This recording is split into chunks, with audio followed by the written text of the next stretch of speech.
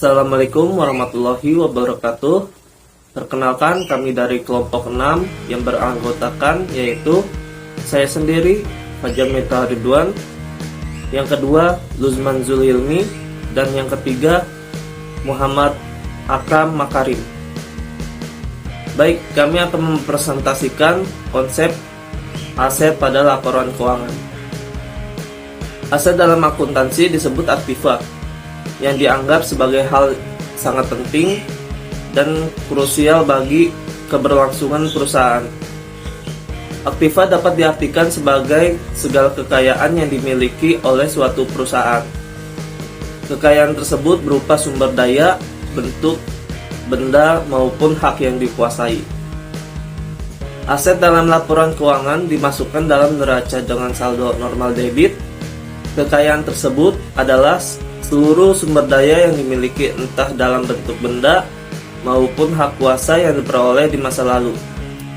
Menurut pernyataan Standar Akuntansi Keuangan atau PSAK nomor 16 revisi tahun 2011, aset adalah semua kekayaan yang dimiliki perusahaan atau seseorang, baik berwujud atau tidak berwujud, yang bernilai atau berharga, yang akan mendatangkan manfaat bagi perusahaan atau seseorang tersebut. Jenis-jenis aset atau aktiva. Yang pertama, aktiva lancar. Yang kedua, aktiva tetap. Yang ketiga, investasi jangka panjang. Yang keempat, aktiva tetap tak berwujud.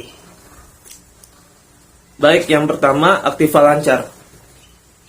Jenis aset yang dapat dengan mudah dicairkan atau diuangkan dengan jangka waktu tidak lebih dari 1 tahun atau 1 siklus akuntansi, dan harus bisa diukur menggunakan satuan mata uang.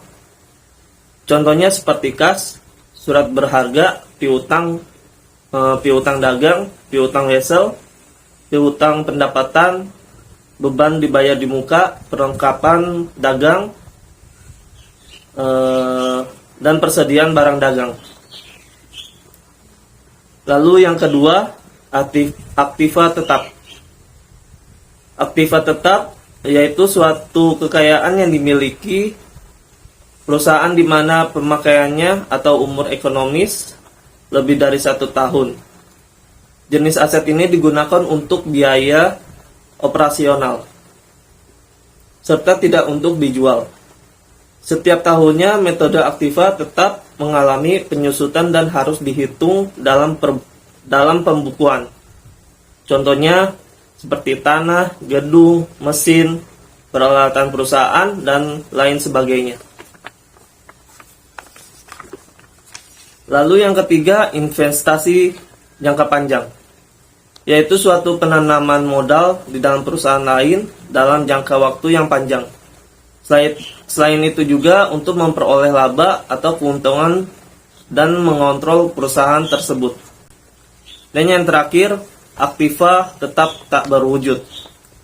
Suatu hak istimewa yang dimiliki perusahaan dan memiliki nilai namun tidak memiliki bentuk fisik. Contohnya seperti goodwill, hak paten, hak cipta, merek dagang, sewa, dan franchise. Baik, selanjutnya ada karakteristik aset. Bagi perusahaan, aset adalah sesuatu yang bernilai dan bisa menopang produksi serta pertumbuhan perusahaan. Selain itu, aset adalah sesuatu yang dapat menghasilkan arus kas, mengurangi pengeluaran, dan meningkatkan penjualan. Terdapat 3 karakteristik aset. Yang pertama, ada memiliki manfaat ekonomi yang diperoleh untuk masa yang akan datang. Untuk dapat disebut sebagai aset, suatu objek harus mengandung manfaat ekonomi di masa yang datang. Ini mengisyaratkan bahwa manfaat tersebut terukur dan dapat dikaitkan dengan kemampuannya untuk mendatangkan pendapatan atau aliran kas di masa datang. Aset adalah sumber ekonomi karena potensi jasa atau utilitas yang melekat di dalamnya, yaitu suatu daya atau kapasitas langka yang dapat dimanfaatkan perusahaan dalam upaya untuk mendatangkan pendapatan melalui aktivitas ekonomi, yaitu konsumsi, produksi, dan pertukaran. Uang atau kas mempunyai manfaat atau potensi jasa karena daya tukarnya. Dengan kata lain, potensi jasa kas dapat ditukarkan dengan potensi jasa maupun yang diperlukan perusahaan untuk melakukan aktivitas ekonomi. Yang kedua, dikuasai dan dikendalikan oleh perusahaan. Untuk dapat disebut sebagai aset, suatu objek atau pos tidak harus dimiliki oleh entitas tetapi cukup dikuasai oleh entitas. Pemilik mempunyai makna juridis atau legal. Artinya, untuk memiliki suatu objek yang diperlukan proses yang disebut transfer hak milik. Bila kepemilikan menjadi kriteria aktiva, maka akan banyak pos yang tidak masuk sebagai aset sehingga tidak dapat dilaporkan dalam neraca. Dengan kata lain, pemilikan sebagai karakteristik akan melibatkan banyak pos dilaporkan di luar neraca. Oleh karena itu, konsep penguasaan atau pengendalian lebih penting daripada konsep kepemilikan. Hal ini dilandasi oleh konsep dasar menggulungi bentuk yuridis. Substansi atau tujuan dari kepemilikan adalah penguasaan. Penguasaan di sini berarti kemampuan entitas untuk mendapatkan pemeliharaan, menahan, menukar, dan menggunakan manfaat ekonomi dan mencegah akses pihak lain terhadap manfaat tersebut. Dengan demikian, kepemilikan misalnya dengan cara membeli dan secara hukum hanya merupakan salah satu cara untuk mendapatkan penguasaan atau kendali. Yang ketiga, hasil dari transaksi atau peristiwa di masa lalu. Karakteristik ketiga ini sebenarnya menyempurnakan kriteria penguasaan dan sekaligus sebagai kriteria atau tes pertama pengukuran objek sebagai aset tetapi tidak untuk mengakui serta resmi dalam sistem pembukuan. Aset harus timbul akibat transaksi atau kejadian masa lalu adalah kriteria untuk memenuhi definisi, tapi bukan kriteria untuk pangkuan.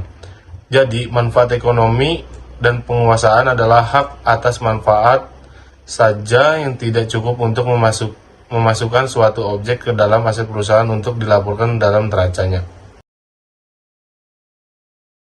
Selanjutnya ada sifat-sifat aset dalam konsep aset, yaitu aset merupakan sebuah sumber daya. Lalu selanjutnya, aset itu bisa diperjualbelikan dan bisa dikonversi menjadi uang tunai. Lalu aset itu dikuasai oleh perusahaan atau perorangan, serta aset bisa memberikan manfaat di masa depan yang diperoleh dari transaksi masa lalu. Lalu aset juga dapat dipindah tangankan. Selanjutnya, setelah mengetahui sifat-sifat aset, kita juga mengetahui siklus hidup aset. Siklus hidup dari aset atau kelompok aset terdiri dari 4 fase, yaitu perencanaan, pengadaan, operasi, pemeliharaan, serta penghapusan. Perencanaan merupakan tahapan di mana perusahaan mengidentifikasi kebutuhan akan permintaan atas aset. Lalu pengadaan itu fase atau tahapan ketika aset dibuat maupun dibeli. Pengadaan aset ini tergantung dari kebutuhan dengan sesuai perencanaan. Lalu, operasi dan pemeliharaan merupakan tahapan ketika aset dimanfaatkan atau digunakan untuk tujuan yang ditetapkan. Biasanya terdapat aktivitas baru seperti perbaikan dan pergantian yang pastinya dilakukan secara berkesinambungan atas aset. Lalu, fase penghapusan di mana tahapan ini umur ekonomis aset telah habis atau hilang. Selanjutnya ada contoh laporan keuangan dalam konsep aset. Laporan ini menyajikan rekening di dalam 2 sisi, yaitu aktiva di sebelah kiri dan pasiva di sebelah kanan. Bisa kita lihat dalam laporan ini, total aktiva dan pasiva itu harus seimbang. Jika tidak seimbang, kita harus menelaah lagi di mana kesalahan dalam laporan keuangan ini. Dalam laporan aset ini. Kesimpulannya dari materi kali ini yaitu aset adalah elemen neraca yang akan membentuk informasi berupa posisi keuangan. Bila dihubungkan dengan elemen lain yaitu seperti kewajiban dan ekuitas, aset adalah mempresentasikan potensi jasa fisik dan non fisik yang memampukan badan usaha untuk menyediakan barang ataupun jasa.